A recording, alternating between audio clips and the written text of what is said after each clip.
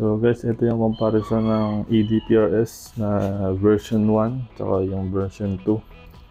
Yung kitang-kita na pinagkaiba nila ngayon sa dati is yung nag-add na sila ng number dito. Yan. Hanggang 19. So dito hanggang 9 lang. Yan. Yung mga guhit-guhit niya dito is medyo malalaki na kaysa kumpara mo dito. Yan. Yung mountain niya same pa rin yan. Tapos yung dito, yan, meron siyang discovery na nakalagay OPT. Dito wala. Yung turret niya at tines ko, natin nasa wala tayong reference point dito. Ito yung nasa gitna mismo. Yan, i-check natin, or yung 5 na lang siguro dito naka-align.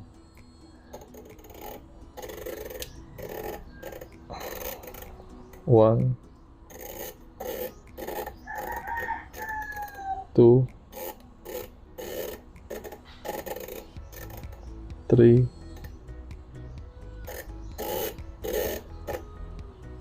tapos hanggang dito siya sa almost 4. Tignan naman natin dito sa kabila. Yan, i-zero mo natin yan. Naka-zero siya sa 3.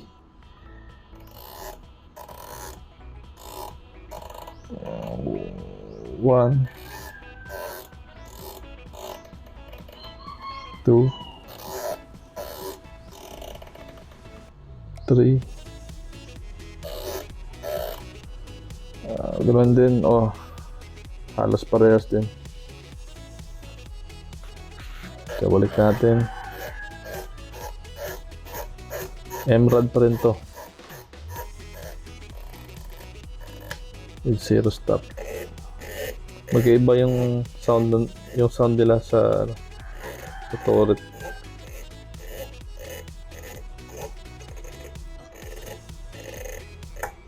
Yan, mas maganda yung sound nito.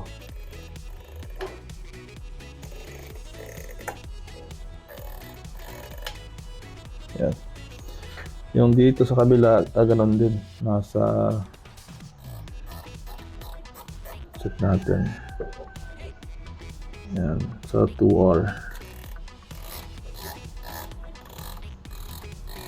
1.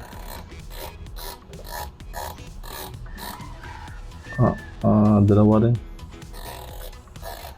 Lagyan natin sa gitna. Ayan, 2R. Dito sa kabila, maliliit yung dito malalaki, dito sa kabila maliliit lang. Ayan.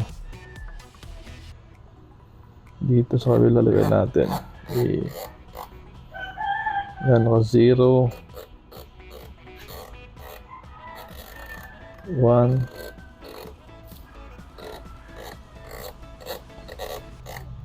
2. Saktong to. Lagyan natin ulit sa pinakagitna. Yan. Yan yung pinagkakaiba nila. Halos parehas din naman lahat. Yan. Yung pangalan lang nagkaiba. Saka yung box niya. Ito yung box niya, maliit na. Kumpara dun sa box na napakalaki dati. Yan. Kasi wala na siyang sunshades na 3. Yung sunshades niya, isa na lang. Ganun pa din naman yung mga previous niya. Meron siyang mount, panlinis, yan, yung scope level. Tapos ito yung bago. Meron silang pindulang rubberized na cup dito. Para yan dito. Mas maganda. So yun lang. Wala yung dalawang sunshades na malaki kasi dati 3 to 2 ganito kahaba tapos isang mas mahaba dito. So, yun yung pinagkaiba nila. Yung price Mahal ngayon ng konti itong Gen 2 na EDPRS. Mas mahal to kumpara dito. Yung turret niya same pa rin. Yung magnification niya yan, same pa din, 25. Yan, 25 din. Tapos yung dito niya, tingnan natin kung same sila ng mas malambot to ng konti. Ito medyo matigas. Yan o, tigas talaga. Op. Ito malambot to. Mas malambot na to. Yan, smooth siya. Hanggang 25. Tingnan natin yung parehas dito. 15, 17, 19, 21 na parehas. Parehas lang talaga lahat. Parehas na parehas. Medyo luma lang to kasi matagal na sa akin to. Ito yung ginagamit ko talaga sa pag-testing ng mga unit kasi napaka-reliable ito. Hindi siya magbabago yung zero niya. Saka yung ano niya, yung adjustment niya. Talagang yan, naka-zero na yan. Pwede mo siyang ano, yung zero niya, pwede mo siyang i-reset.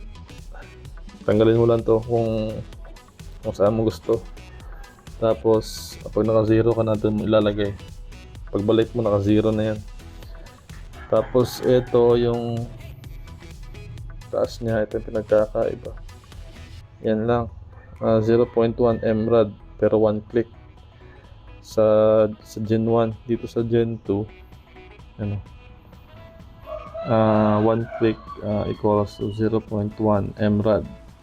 So mas detalyado ang mRAD kesa sa MOA.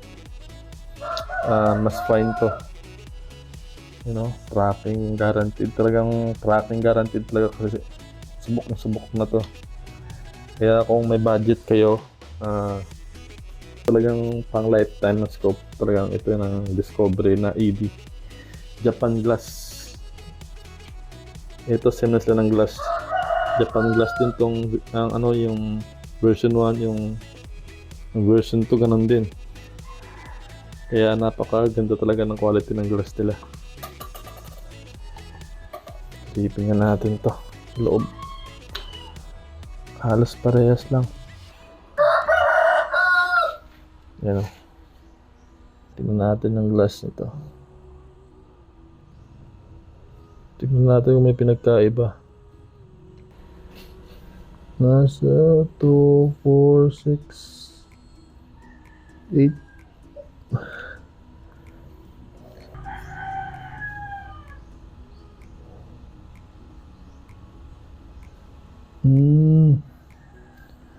Pansin niyo yung number 8 sa gilid. Mas malapit to kaysa dun sa version 1. Yung 8 niya halos dumikit na sa gilid ng scope.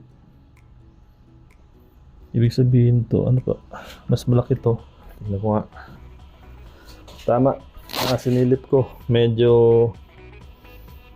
may lamang to ng konti sa max niya na magnification doon sa dulo, sa ano, sa dulo ng 8, doon sa left side saka sa right side.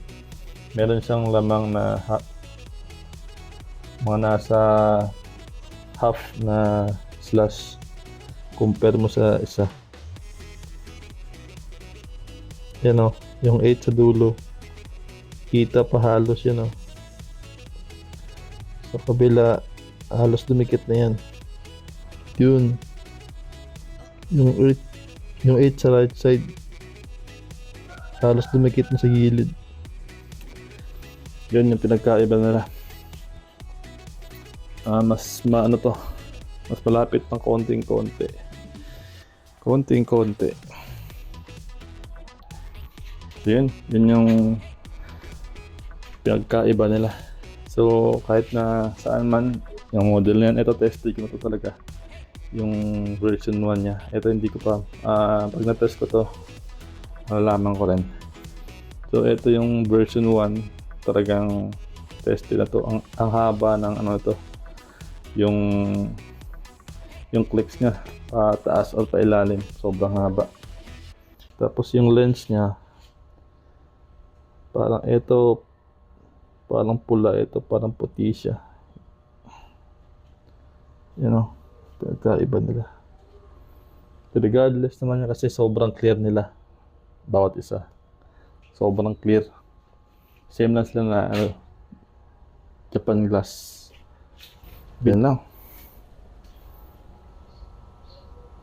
Bye.